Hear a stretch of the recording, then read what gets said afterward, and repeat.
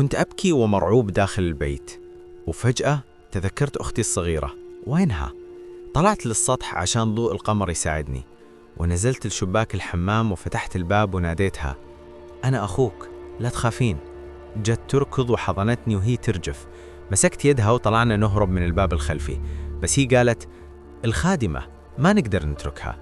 قلت لها: باب السطح مقفل، أهم شيء نطلع وبعدين أتصل بالشرطة. وصلنا باب العمارة، وفجأة تعبت أختي وما قدرت تركض.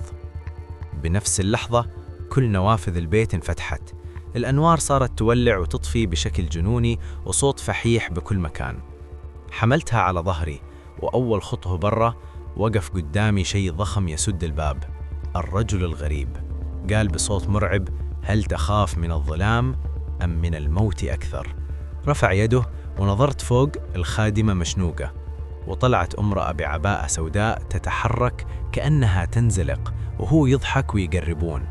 وقبل ما ينهونا انطلق أذان الفجر. الله أكبر. تجمدوا، غضبوا، وقال الرجل: ستدفع الثمن. وبلحظة اختفوا. الشرطة قالت انتحار، ولا أحد صدقني، بس أنا لليوم كل ما أطفي النور أسمع صوته: هل تخاف من الظلام أم من الموت أكثر؟